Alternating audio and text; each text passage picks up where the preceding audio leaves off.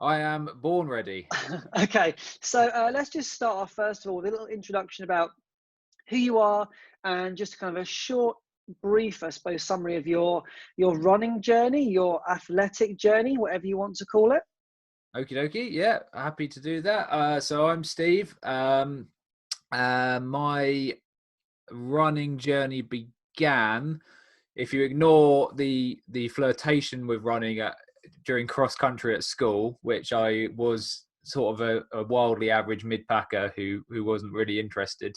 Um, Began back in 2016. I was living in Brighton at the time, enjoying the party lifestyle that the city has to offer, getting going out quite regularly, which was all very, very good fun. But unfortunately, had a loss in the family and suffered with a few mental health problems. Was living on my own at the time in a little bedsit, which didn't help with that. And then I don't quite remember exactly how it began, but I just remember one evening feeling very, very down in the dumps, and then just thinking, I need to do something about this. And I had an old pair of running trainers in the corner that I used to play squash. And I just instinctively set out one evening to start running. And with every step, I remember just feeling re-energized, feeling fantastic. And I thought, wow, this is quite remarkable. I feel great. I struggled quite a lot to begin with. My fitness wasn't great at all. But I remember thinking, yeah, this is great. This is going to make me feel a lot better. So I just started working out day after day, upping the mileage a little bit more, and was just training just along Brighton seafront. And with each time I went out, my mental health was improving. I felt a bit more confident. And then I decided to sign up for my first 10K, which was in memory of my uncle who had passed away, which had kind of brought on a lot of the mental health problems. And I raised some money for the National Kidney Foundation, which was a charity that supported him before he passed away. And that was at Richmond up in London, which was amazing. That was my first ever sort of mass participation event. And I think I was incredibly nervous, incredibly scared, didn't know what I was doing, had no idea, and arrived and was just amazed how I don't think until you've been to a running event that you really realize what the atmosphere is like and the energy that's there. And I remember thinking, oh, this is fantastic. And people were very helpful and very supportive. And I did the 10K, and then fast forward to 2019, I decided to up to the marathon. And then, did the Brighton Marathon last year as my first one, as I know you did as well. Yes. And then I did, after that, I did the Yorkshire Marathon as well. I had previously lived in York, and that's another time where I'd suffered from mental health problems because it's my first time away from home, which can cause some problems if you are susceptible to mental health. And it was kind of a revisit and sort of face the demon kind of run. And I managed to raise some money for the mental health charity Mind in the process, which was awesome. Got some really great support from that. And had another great race. And obviously at the moment we can't really do any racing, but I have vowed to try and do a marathon, at least one marathon a year, until I physically can't do it anymore. But unfortunately, I don't think that this year's probably going to take place. But that's pretty much in short, the running journey.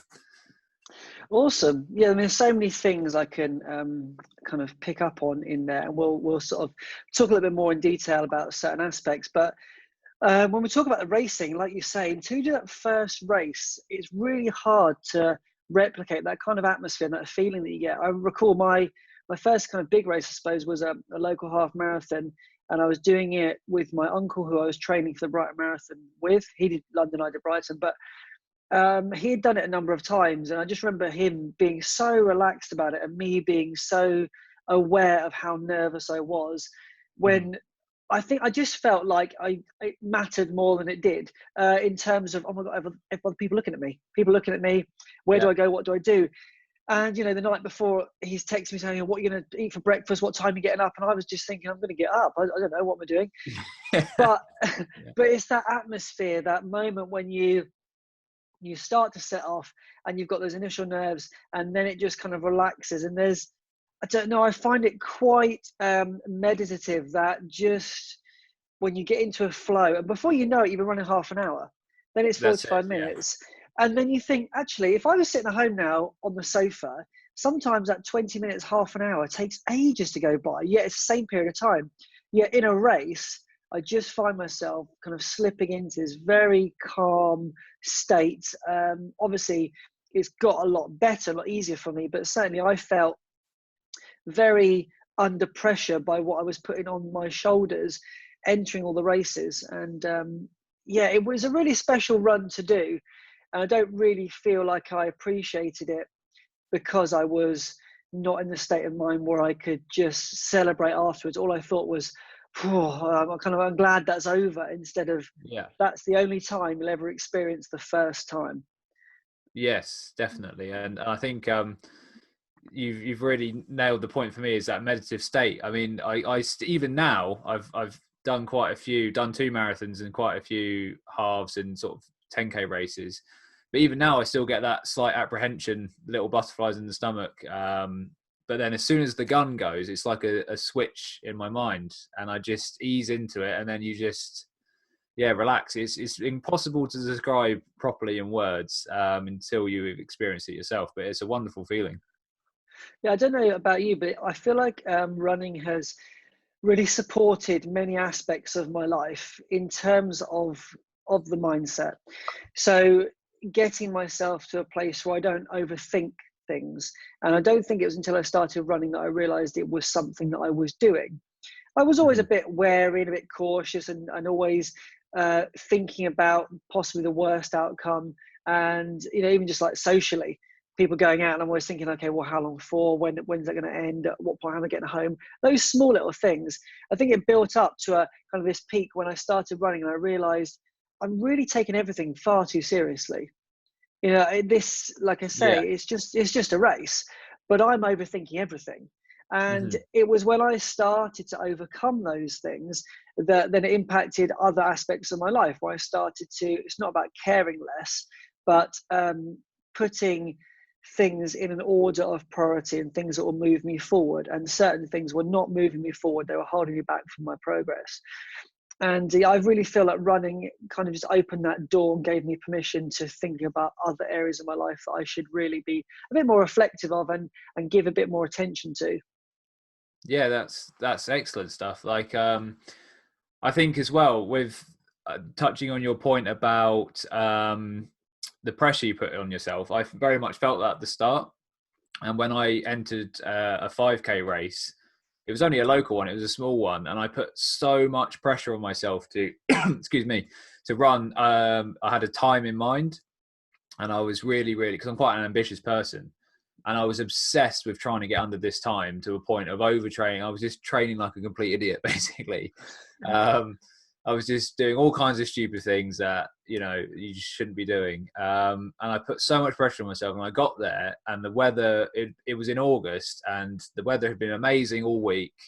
And I felt really prepared. And I thought, I'm going to do the time, and I'm going to get the time I want. And then on the day, it was the worst possible conditions, really strong wind, really heavy rain, really cold for the time of year. And I remember thinking, this isn't going to go well. And then I was running. I got about halfway through, and I was quite far off the pace. And then there was a little kid running next to me that was struggling. And I just remember saying, "Oh, tuck in behind me, and I can kind of shield you from the wind." And then I just had a weird change in my mind, that I wasn't suddenly obsessed with the time. I was realized that actually I'm in this moment. I'm running along with a couple of hundred other runners in these grim conditions. Let's try and make it fun. And I high-fived the kid at the end, and there was a few other people I was talking to, and I just became much more aware of the event that was taking place, rather than my own sort of personal sort of goal and that sort of pressure that was on myself. And subsequently, since then, I've taken the pressure off myself, and I've achieved that time and actually broken it. And it's all because I've just enjoyed the moment for what it is. Yeah, I look back on my second marathon especially, and I was so focused on going under 4 hours. My training was going well. I felt the fittest I ever felt. Turned up on the day, we'd had some bit of rain in the morning, and the winds were the worst winds that they had seen. And because I was so focused on this ridiculous time that really doesn't matter, it totally took away from the experience, because it was beautiful. Running from Kingston up to Putney along the river. It's a marathon I would do every year because it's just beautiful and it's flat and it's fantastic. But when I saw that time slipping away, I didn't even think to appreciate what I was doing or what I'd done. You know, I'd made it to 22 miles. I didn't think about that. All I was thinking was, well, I kind of failed. I haven't done what I set out to do. What a waste of the training block. And even when I look back at the video, I can see it in my eyes, but I can't see that reflection afterwards. And it's only been kind of a few months after that point that I started to sit down and think, what were you doing? You really, you just didn't appreciate what you're able to do. You were kind of knocking yourself and not giving yourself any credit. Whereas I started to look at other little local races I'd done where I simply didn't care about the result. I was just entering them because it was a bit of fun. There was a nice 16 miler, a nice 6 miler, both of which I won in my category. Now, in terms of the winning thing, it came as a shock for a start. But also, if I look at those times, I could not replicate those times on that same course right now, despite the additional fitness I've got, because I think there was something in me on the day where I wasn't considering the idea of winning. I wasn't thinking about pace. I was just having the time of my life, hammering down the riverbank, loving every second of it.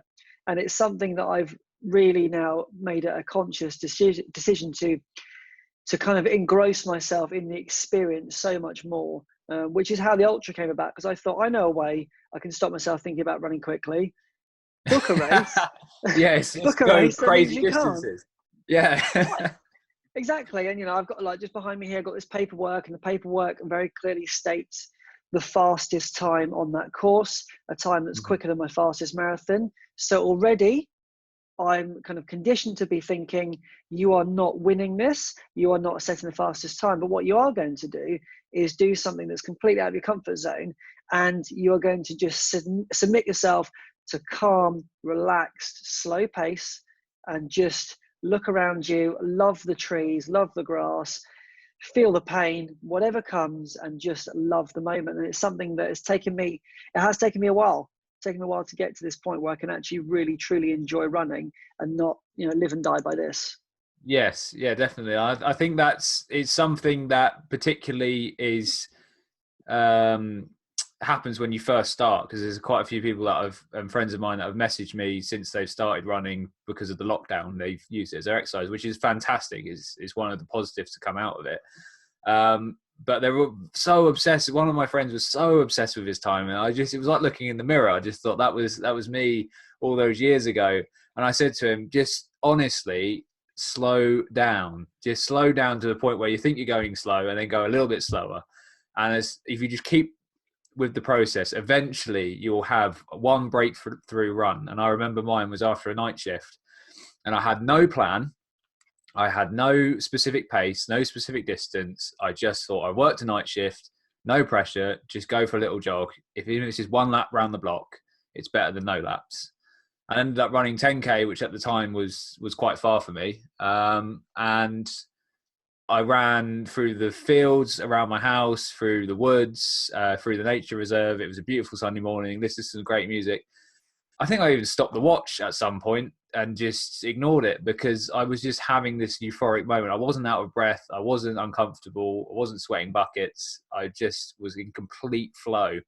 And I keep saying this to my friend, just stick with it, and you will get to that point. But I think what you mentioned there about the trails, I find that going up onto the trails is really useful for that.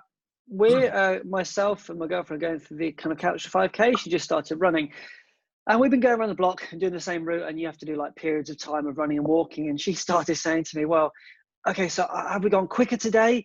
And I said, honestly, it doesn't matter. But she wanted to know. So I kind of went down the times. I said, well, look, we did this the other day and this. Oh, you know, so went slower today. I said, yeah, but you ran more. You ran more than you walked. So that's the positive. You need to focus on that. And last night we were kind of running around the block. I just said, let's just head down here. I'd never been down the trail before. It was just kind of through a little wooded section. We came out of it and I said to her, we've been in there 5 minutes. She said, it didn't feel like it. I said, no, it doesn't, because you're not worrying about the time. You're just looking around you. And that's what I found to be so beneficial in this ultra training, just to head out into the trees. And I'm running. Next thing I know, I've been out there an hour. And I've not thought about the pace, because the pace is not something that actually I'm concerned with. But I've just been in the moment and just had a look around. And it's something that I really wish, you know, in hindsight, I'd found early on. But I didn't really understand the concept of trails anyway. So it wouldn't have meant a lot to me at that point. Yeah. I think, you know, hindsight is obviously 2020, and there's millions of things that everyone would do slightly differently with the benefit of hindsight. But no, I think that, you know, that breakthrough, and it sounds like your sort of girlfriend kind of had that sort of little sort of mini eureka moment there, where you realise that you've been out, you know, a lot longer than you thought. But no, the trails are definitely something that I would like to get into a lot more, because as you said, it kind of forces, you can't go out fast, you can't go crazy up there, because I've tried that before, just on training runs, in the sort of heat we're having today, and I've just absolutely crashed and burnt, and they find you out. But talking to another friend of mine actually about the trails, he said when he did his, because he did a trail half marathon, and he was saying that it took them about 3 hours to do the half. And this is a guy that's nudging on the door of a sub-3 road marathon. But he said that all the people were there not chasing Boston qualifiers, not chasing times. They were just there to literally live in the moment, and just, they're all supporting each other. The aid stations were really friendly and helpful. They'd stand around and have a chat, take pictures, you know, have a laugh along the way. And he said he felt absolutely wiped out and exhausted by the end of it. And his legs were smashed to pieces, but he just felt wonderful. And I don't think he even looked at his time. You know, it wasn't even, or the placing. It was just, you know, everyone was just high-fiving, and it was just, yeah, a bit more of focus on the enjoyment. Yeah, I think it's really easy to get wrapped up in, especially at shorter distances. You know, you go to the park run and you see the people there tying the shoelaces, ready for a 15-minute, and it can really knock your confidence. I think early on, that's I think probably subconsciously why I avoided park run. I didn't know about it straight away, but then I'd driven past it, and I think the idea of a lot of people, it just felt like it was something I didn't want to be a part of. And yet, actually, it's a very, very nice environment, a nice community of people, all shapes and sizes, all speeds, people finishing in 60 minutes, and you've got the support of the volunteers there, at the back, running, walking, jogging, whatever it takes with that person who's the last to cross the line. But it's the experience, isn't it? And I think for me, I would probably favour from this point on more trail-based runs, just because it's so much, I think, better for, well, basic mental health, isn't it? It's so much better for you to feel comfortable in your skin. And like you say, I was really, really looking forward to just setting off at 7 o'clock in the morning and knowing that I was going to finish at whatever time in the afternoon. And that I had permission to stop at aid stations, running Brighton Marathon. There was no space in my mind for stopping. I didn't feel like that was part of what I was supposed to do. I love my Brighton Marathon. I really enjoyed the experience, and I enjoyed it more than my second marathon, because it was just that, doing it for the first time, raising money. I read so many stories leading up to that point from people on the Mind Facebook group. It was like truly emotional and life-changing. But there was no way I was stopping at an aid station. Yet the ultra is different. Stop, refuel, refill, take a picture, like you say. And for me, let's talk about Brighton Marathon for a moment whilst I'm speaking about it. Yeah. If you were to do it again, let's say you're going to do it next year, in terms of specific training, and you lived in Brighton for a period of time, so you had a bit more awareness than I did. I had no awareness whatsoever. But for me, I think I truly underestimated the hills. Yeah, so there's a friend of mine who was due to do Brighton this year, obviously before it got postponed, and I was kind of guiding him through it a little bit because, yeah, as I had a bit of that local knowledge, like you say, because I lived there for a short time, and I think I think three quarters of the elevation are in the first quarter of the race or something along those lines. It's something like that. So basically, the first half of it is quite hilly in comparison. The benefit that I had, obviously living there, was I used to train the route quite often. So obviously, when you start at Preston Park and you go through the city centre, it's the first sort of 3 or 4 miles. It's all a complete blur. There's crowds everywhere. You get sucked up into it. You don't know what's going on. But then obviously you come out and then you go towards Rottingdean and the school and the windmill on the top.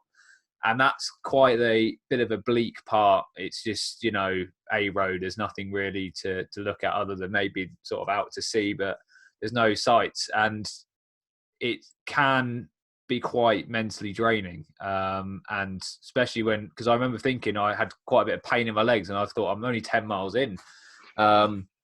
But I used to, like I say, I used to train the route, and my long runs would involve running down from my flat, which was near Preston Park, fortunately, and along that route. And I'd also do quite a lot of hill training up Ditchling Road, which anyone's familiar with Brighton will know that that's a road that goes up for about 5K straight up. So I was prepared for it, but that's something that I've been telling people that are new to it, that don't underestimate how hilly it is.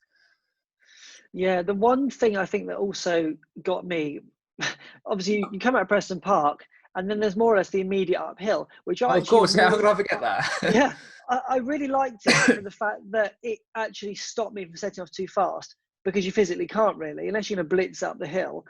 But I remember thinking, hang on, what was this? Hill's arrived quite quickly.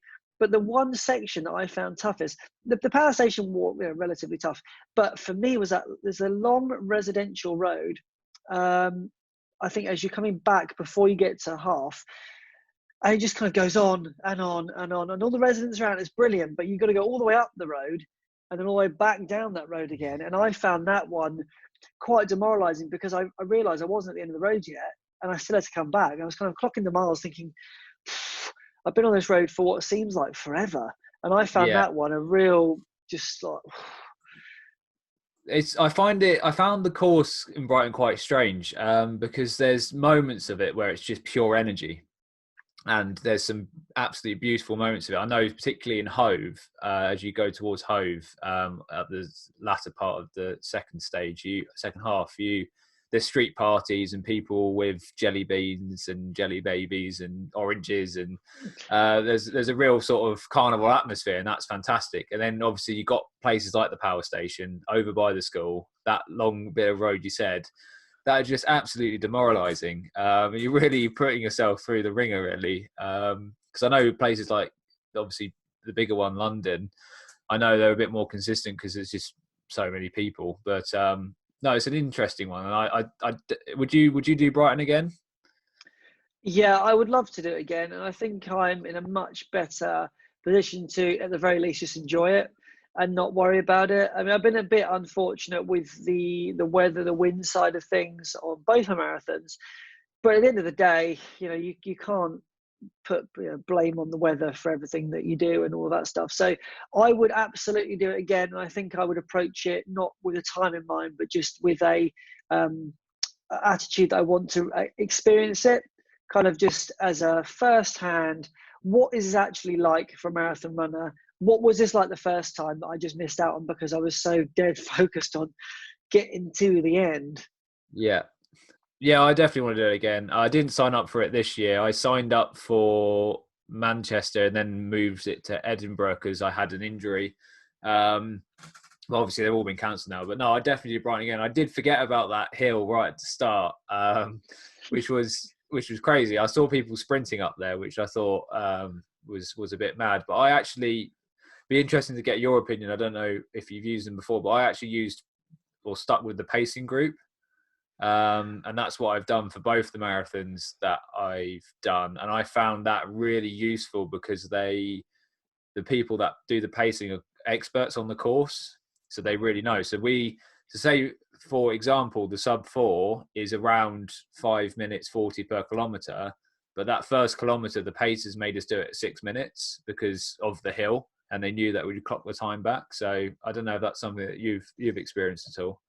I haven't actually done any races with a pacer, and leading up to Brighton, all the races I had done did not have pacers in. So the halves I'd done, actually that's a lie. There was one 20-mile run that I did at the Dorney Lakes, which is again just round around the lake. It's beautiful, but it's dull, really dull. And I stuck with a pacer there, but I lost a lot of faith in him, which I shouldn't have done. But I lost a lot of faith because it felt incredibly slow. And I was really concerned that I wasn't going to get my practice kind of 20-mile run in at the pace I wanted. And as it was, when I finished more or less on time, and he finished 5 minutes behind or so, which was fine. But I think I just lost confidence on that day in that particular pacer. It just made me think twice about it. But I really should invest time at just another race, at a local one, with a pacing group if I can, just to get that experience, because I just didn't know enough about it, and I didn't know how much it would actually help me. I tried to do too much on my own, which is a fault of me in the second marathon as well, just trying to kind of wing it and think that I could kind of cheat the system. You know, I knew I had to get 20 miles in. I got there a few minutes faster and thought I'd won. And then there's, of course, that last 10K. And my body said, "You're having a joke, aren't you? What's going on here? We'll set you straight here, bring you back to reality." But no, I haven't experienced a pacing group. I would love to. Yeah, because so for Brighton, I had a goal in mind, and I stuck with the pacing group absolutely religiously until the halfway point, and then I actually bumped into a friend of mine at the start line. We kind of planned to meet up before, but we never really specifically said we were going to run together. And then I was trying to call him and he wouldn't answer. And I thought, right, I've got to get in my corral because it starts in 2 minutes. And I'm the kind of person that if I'm not there at least 2 hours early on the start line ready, I'm going to have some sort of anxiety meltdown. So I was like, I've got to get to the front, got to get in there. And then felt this tap on my shoulder and he managed to find us. But we stuck with the specific paces for the vast majority of the race. And then to the just over halfway. And then we kind of kicked on from there. But I felt that my experience with the ones in Brighton were brilliant. And then the second one in Yorkshire, I stuck just behind the group of the goal I had in mind, which felt quite a comfortable pace. And then I stupidly decided, I'm feeling really strong. I'm 3/4 of the way through this race. I feel great. I'm going to overtake everybody. And I just had this horrible kind of ego trip, and I just shot off in front of them all and thought, right, I'm gonna absolutely crush the time. And I felt great, and I had 10K left and I felt really good, and I thought, this is where everyone struggles. I feel amazing.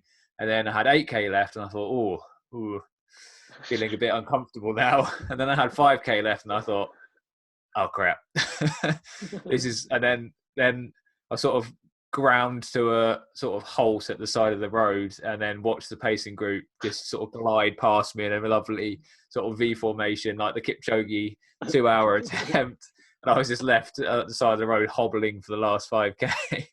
So I do really recommend them, actually. And I think if you have a goal in mind, I think particularly if you're new to something like a marathon, that distance, I really think they can help you keep disciplined.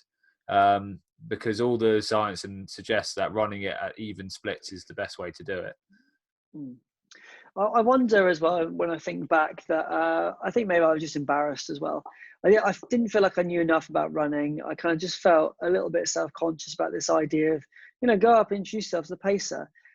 I didn't really want a part of that. I guess it was, similar to kind of what you said before about this anxiety. I was at Brighton at Preston Park about an hour early for no reason. Yeah. Just wandering around thinking, no, I'm just wasting energy.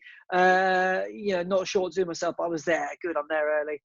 And similar to you, I kind of set off, and then people I'd seen earlier on in the day who I'd maybe connected with through Instagram, I knew were going to be running slower than me, my intended time. And yet, after 20 miles, there they are, gliding past, and me thinking, I really balls this one up. But Yeah, yeah, what I take away from all of this is everything had to happen the way that it happened for me to be sitting here right now talking to you, and I wouldn't change any of it for the experiences I've had in the order I've had them in, because that is going to move me forward, and I'm going to achieve things far greater than what I've achieved already, not just in running, but personally, because of those moments in time that have happened the way they've had to happen. absolutely. I couldn't agree more with that. And I always think that I hate regrets. And I think if I've learned something, I never class it as a regret. Even if it's a hard lesson, I really do think, you know, if you can take something and move it forward, then it's worth doing. And it was when I had that mini meltdown in the Yorkshire Marathon and was sort of hobbling the last K, there was a chap that actually was walking alongside me, and we sort of we connected. And I actually thought about it afterwards, and like, I didn't get the time I wanted, but I actually had a really great conversation with this guy that we just run, you know, over 20 miles, and we're hobbling towards the 26-mile mark together. And he just said something that made me laugh. He just said, I think it takes, you know, 4 or 5 of these to get it right. And I thought that's actually really, really true.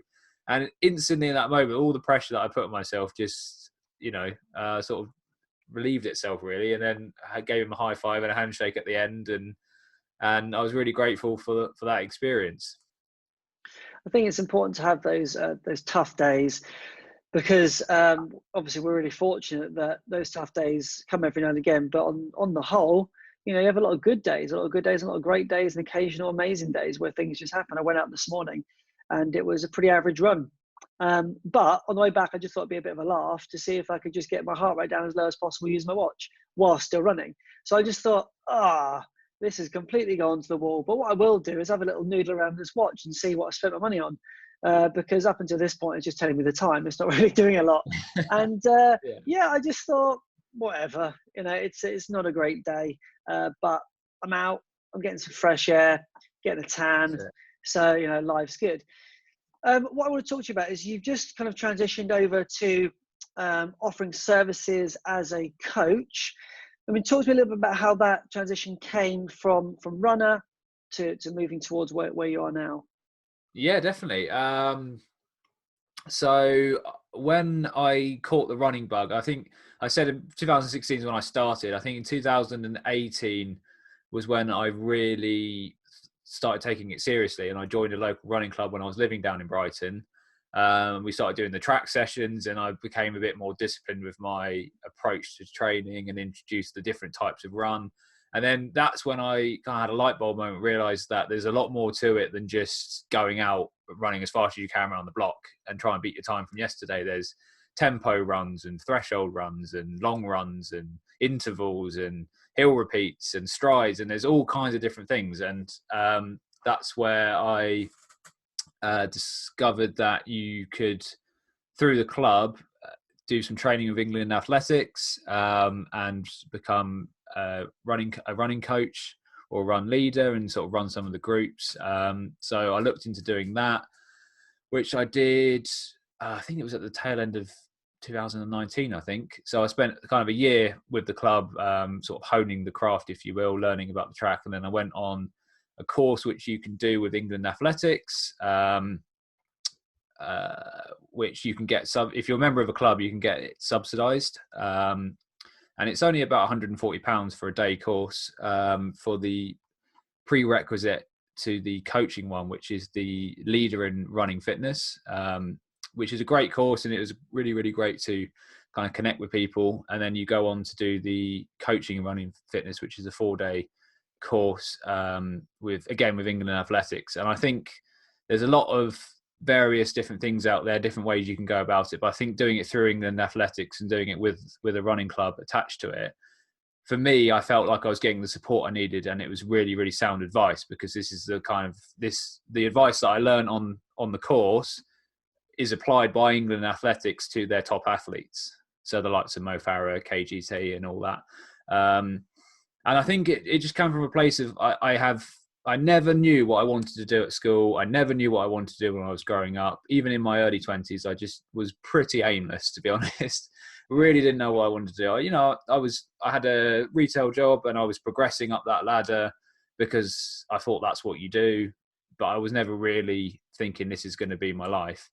And then I just had that moment where I discovered running and realized that there was a few people, friends, that were messaging me and looking for help. And I decided to read up on it, bought every book that I could afford on running and just learn as much as I could about it. And then, just fast forward a bit to sort of the present moment where in the process of building up a website, I'm coaching people to do the Brighton Marathon. Obviously, with the whole coronavirus outbreak, it's had to postpone stuff. But I think it came from the main motivation has always been just to help people because there's a lot of bad advice out there. And when I was getting into running, there was, particularly on Instagram, it's a great platform and I love it, but there's a lot of bad advice, a lot of people trying to sell you products, various things that you don't really need. And I just didn't see there wasn't too much really sound advice on there.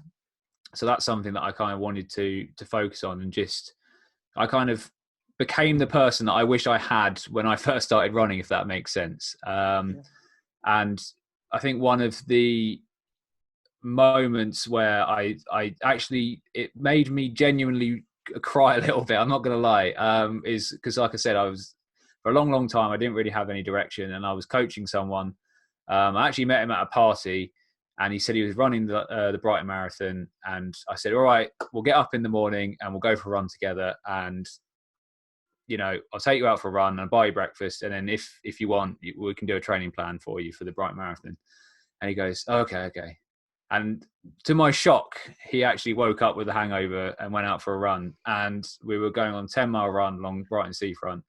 And he just turned to me and said, because he used to be really overweight and he'd slimmed down, he was taking on this marathon as kind of a personal sort of development thing. And he just turned to me and said, I always had this vision of running along the seafront in the sunshine when I was big. And I said, you've really helped me do that today, so thank you. And at that moment, I really kind of just choked up, and I just said, oh, that's, it's absolutely my pleasure. But at the time, I was just trying to hold back the tears a little bit. And I remember that feeling of helping him and helping him through running and being that kind of person. And I've just, built on it from there. And eventually you've gone part-time with the retail job and just growing the business as I can. It's amazing. Telling that story, I just felt the hairs there. Didn't expect to, obviously, but I just, it's that moment when you kind of you've worked hard, but you found something through a process. You're being in the club, an opportunity is presented to you, you grabbed it with both hands, and you've built that confidence within you to then share the knowledge with others. And like you say, I think starting out, I knew so little. I didn't ask anybody. I made many, many mistakes, which is fine. I made mistakes. I didn't do some of the things that I would advise others to do. And that doesn't mean listen to me, but it does mean listen to professionals and take the time to read and take the time to explore the channels of runners online who are actually not selling, like you say, but they're just saying, hey, I've had a rough day today, not posting the perfect picture, not telling you that every run is going to be at 3 minutes 50 a kilometer and you can do it too. It's a case of we're all on our own journey, and be part of your own experience, and don't try and be part of somebody else's, and don't try and live your life as if you're that person. And I think it's really easy to do. You don't have to just scroll through Instagram. I'm wearing these shoes, bang, you should buy them. Yeah. It's so easily done. And I think what you're doing is fantastic. I mean, I work in education as my job, and I find it really, really fulfilling. And again, having those little moments is kind of what you live for, because not every day is like that. But if you get it once a year where someone just turns around and just catch you off guard with a compliment of how you've supported them, it's I just think that's what it's all about. People helping people on this planet to give back, not just to take. And I think if you can just share a little bit of wisdom and people take that on board, it's mind-blowing how powerful just the odd word can be. So kind of what I want to, I suppose, talk about just as a kind of closing point. You've had all this experience, you've had a number of moments to be proud of, a number of moments that have challenged you. is there one pinnacle moment throughout this whole journey that has allowed you to become the person, not only as a runner, but the person you are today? I can think of a moment, for example, for me, but there's been one for you that's you can sit here and think, yeah, I needed that. I needed that day. Okay, so other than the story I think from sort of a coaching point of view and helping people, that was that moment I told you about just previously. But for myself and my own personal development to get to that point, I had a breakthrough run, and I did something that I would have never ever have done before running at all. So if you recall, the Manchester terror attacks that happened, and I remember thinking at the time that, I remember thinking next year I need to do something. So I had a friend that went to university at Manchester, and I support Manchester United, and I absolutely adore the city. I've been many times. It's a wonderful place, incredible place. And I thought I need to do something. And I saw the poem that the Great Run posted. I can't remember for the life of me the name of it now, but if we upload these videos, I can put a link to it. And it said, do something great. And it was kind of about the resolve of Manchester. And so I decided to donate some money to the cause. And then the year after it happened, I booked a hotel, booked the half marathon. It's my first half marathon, never done one before. And I just went to visit some friends in York, and then went across Manchester on my own, which I previously would have never, ever have done. I always used to have a friend with me to do stuff, which growing up was great. And I'm very grateful to my friends, and I've got quite a few that, that are really close to, but I would always confine to having to do what they wanted to do because I was too scared to do anything on my own. But I booked a hotel, went up there on my own, and then I was in my hotel room, and I thought, right, I'm just going to go out onto the street and just go. And I went to this market, and I bought some street food. I got talking to some people in the park who were running the marathon the half marathon the next day as well. And I was totally terrified, totally out of my comfort zone. The distance as well, the half, was something I'd never done before. I hadn't run more than 12K up until that point. So I was the whole experience was out of my comfort zone. And then it comes to the morning, filled with anxiety, filled with nerves. Get to the start line, and we all sing "Don't Look Back in Anger." It's played before every wave goes off. And I remember screaming it at the absolute top of my voice. And all this emotion just poured out of me, and we were all hugging each other, random strangers. Did the race. The race went better than I expected. And then I managed to, because the 10K starts afterwards, I managed to not only do that, catch the start of the 10K race, sing "Don't Look Back in Anger" again, and then run over to the finish line. I managed to catch Mo Farah winning, and I got a video of it. And I spent the rest of the afternoon just chatting to people, documenting it all on my phone, and just had an amazing time. I got the train home, and I remember getting the train home and just sitting there, and it's difficult to admit, but I just started crying. And it wasn't sad. It was just so happy that I'd overcome my fear of going somewhere on my own. I'd booked a hotel on my own, spoke to strangers, ordered food from the street vendor on my own, and done the race on my own. And it was the complete number one breakthrough moment, which has started all of the coaching and the self-development. Just phenomenal. It's a phenomenal story. So many stories, so many moments that you've had that have just shaped you as a person, as a runner. And I think it's really easy to kind of underestimate the power of running and what it can do, even if it's a case of just open the door and turn left instead of right. Always walk right to work, but then we'll run left and you find something new. And I've just found it to be really life-changing in small ways and in huge ways. And similar to you, kind of running is something that I took on myself. I wasn't surrounded by runners. I didn't have a family of runners. It's really been my own journey. And I think that kind of journey of self-discovery has been something that I would look back on, and I will look back on the future and just really cherish that I decided one day, stupidly perhaps, to put on a pair of oversized trainers and go down the gym and record it on my phone and stick it on YouTube. But what has come from that one video has been the opportunity to meet people, to talk to people, connect with people, to have this discussion with you today, which would never have happened otherwise. So I think you've been on just the most special journey, and it's really inspiring to hear you talk. And I am absolutely assured, and I'm certain that you will provide so much wisdom to all the people that you coach going forward, and they can learn so much from you. That I just think is going to change their lives forever. And they may never say that to you, but I know that will be the case, because even just watching your journey for me, I've been inspired. And yeah, thank you so much for all that you've done for the community as well.